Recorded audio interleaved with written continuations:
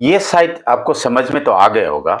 दोस्तों नमस्कार, स्वागत है आपको बेरोक टोक में। हेमंत बिस्वा शर्मा पूरे देश में इसके नाम चर्चित में है। हेमंत बिस्वा शर्मा नरेंद्र मोदी जैसा हमेशा विवादों पे घेरे रहते हैं। हमेशा जो है अपनी आपको ऑप्टिक कैमरे के सामने कुछ न कुछ करते रहने का उनका माहिर एक कला है। हेमंत बिस्वा शर्मा जो विश्वासघात करने वाला, कांग्रेस से विश्वासघात करके कांग्रेस को धोखा देके ये भागा हुआ शख्स है। ये नरेंद्र मोदी के साथ मिलकर, आरएसएस के साथ मिल करके कांग्रेस को धोखा दिया था, कांग्रेस की सरकार गिरा करके अपनी बीजेपी की सरकार बनवाया था। ये पिछले टर्म है, सेकंड टर्म है बीजेपी का। असम हेमंत बिस्वा शर्मा बीजेपी का आंखों पे आज खटक रहा है। जी हाँ, आप ठीक सुन रहे हैं, हेमंत बिस्वा शर्मा बीजेपी का आंखों पे खटक रहा है। प्रमोद बोरो नाम की कोई चेहरा जो है बीजेपी को नजर आ गए और ये बीजेपी के आंखों पे, आरएसएस के आंखों पे ये खटक रहा है।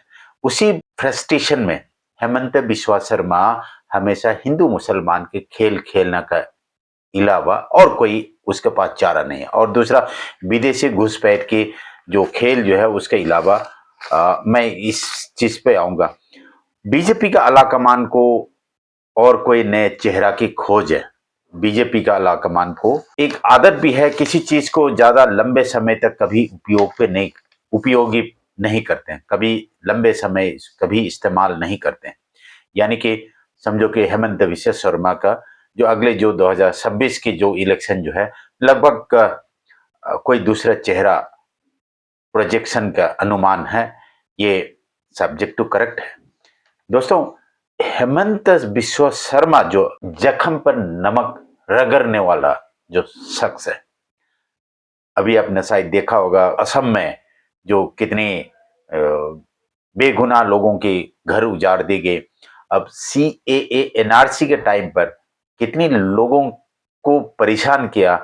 17 लाख लोगों को उनके कर्मचारियों ने विदेशी घोषित किया, लेकिन उसमें पता चला कि 17 लाख में जो है 13 लाख तो हिंदू पाया गया।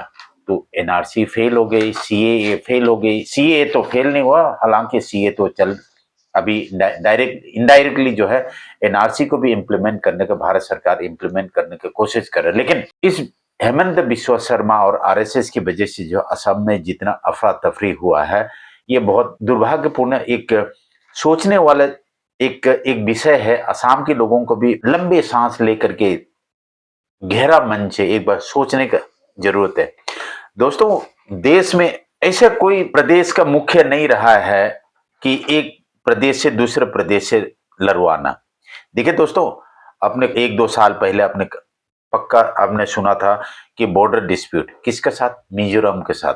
मिजोरम और असम पुलिस, मिजोरम पुलिस और असम पुलिस आपस में जो है फायरिंग चल रहा था। कहीं सिविलियन और जो पुलिस के लोग भी उसमें मारे गए थे। मेघालय असम की डिस्प्यूट, नागालैंड असम के डिस्प्यूट, अरुणाचल प्रदेश असम के डिस्प्यूट, बांग्लादेश तो है ही है। बांग्लादेश बिना तो अब हेमंत बिस्वा शर्मा का जो है राजनीति चलते नहीं, बांग्लादेशी के अलावा उनके राजनीति चलते नहीं। बांग्लादेश के खिलाफ उसके हमेशा जो है एक डिस्प्यूट रहता है। दोस्तों, इसका साथ साथ आज 5 दिन पहले जो इन्होंने जो एक बयान जारी किया गुवाहाटी में, जो एक प्रेस वार्ता में, ये एक एक बहुत हेमंत बिस्वा शर्मा का जो एक समर्थक रहा है हमेशा, और हमेशा वोटर रहा है असम के पिछले 50 सालों से, ये धीरे धीरे खिसकने का और खिसकने का मन भी कर रहा है। क्योंकि उन्होंने कहा कि मणिपुर से आकर के असम में जो एनक्रोचमेंट और मणिपुर से आकर के असम में जो है जमीन कब्जाने वाले, ये भाषा और ये जो जो स्टेटमेंट जो है, असम में लगभग 6 लाख के करीब मणिपुरी, जिसको मीतेई भी कहा जाता है। और ये जो मणिपुरी टर्मिनोलॉजी जो है अपनी अपने गलत टर्मिनोलॉजी है। असम में मणिपुरी जो है ये एक गलत टर्मिनोलॉजी में जो है लोग इसको इस्तेमाल करते हैं। दोस्तों, इसको मीतेई, ये सही इसका नोमेनक्लेचर मीतेई है। और मैं असम के मीतेई लोगों को भी मैं बता देता हूँ, ये बहुत आप गलत चीजों को, आप गलत नोमेनक्लेचर को आप इस्तेमाल कर रहे हो। देखिए मणिपुरी टर्मिनोलॉजी और मीतेई और मणिपुरी एक ही एक ही है, पर नोमेनक्लेचर गलत है। जो अभी हेमंत बिश्व शर्मा जी ने जो अभी कहा है, ये चीजें जो है आप आंखें बंद करके आप इसको नजरअंदाज करने की कोशिश मत करना। ये कल जरूर आपकी नागरिकता पर आप, मैं मितेई लोगों को कह रहा हूँ, मितेई अथवा मणिपुरी लोगों को मैं ये आगाह कर रहा हूँ। और बहुत सारे जो असम में जो बराक वैली में जो है अपने आप को मितेई सीएसओ कहते हैं, मितेई इंटेलेक्चुअल कहते हैं, मितेई प्रोफेसर्स कहते हैं, मितेई अलग अलग जो है पढ़े लिखे कहते हैं। मैं आप लोगों को आगाह कर रहा हूं, आप गलत टर्मिनोलॉजी को इस्तेमाल करने की वजह से आप खुद अपनी जाल पे फंसोगे। क्योंकि आपका पड़ोसी भी बोल रहा है अगर आप मणिपुरी है तो मणिपुर क्यों नहीं जाता। ये जरूर बिल्कुल जो है मैं बिल्कुल ठीक व्याख्या आपको कर रहा हूं। मणिपुरी अथवा मितेई असम में कैसे सेटलमेंट हुआ, मैं यहीं पर आता हूं। मितेई जो है सन 1535 के आसपास से असम में जो है किसी अलग अलग कारणों की वजह से असम में जो है लोग सेटलमेंट होना शुरू हुआ। ये आज से नहीं, सन 1400-1500 की बात कह रहा हूं मैं।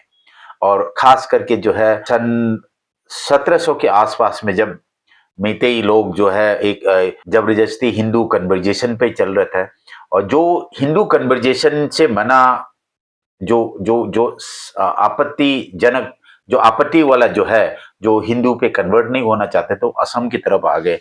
दूसरा जो है 1800 के करीब जो है इसको 7 इयर्स डिवेस्टेशन कहते हैं। बर्मा और मणिपुर की जब लड़ाई चल रहा था, 7 साल जो है बर्मा ने मणिपुर को अपनी कब्जे पर रखा था।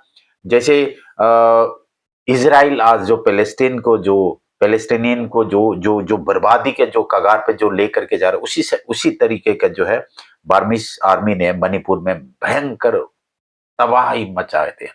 लगभग समझे नस्ल तक बदल दिया।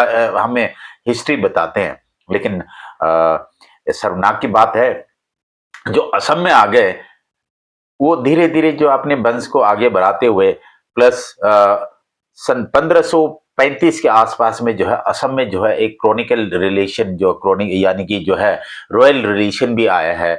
कोई रानी महारानी असम में त्रिपुरा में शादी हो, उनके साथ जो है नौकर चाकर जब आए तो वहीं पर सेटल हो गए। तो अभी लंबे समय से जब उधर के नागरिक बन गए, एक इंडिजिनस पीपल मीतेई लोग जो है असम में सेटल हो गए।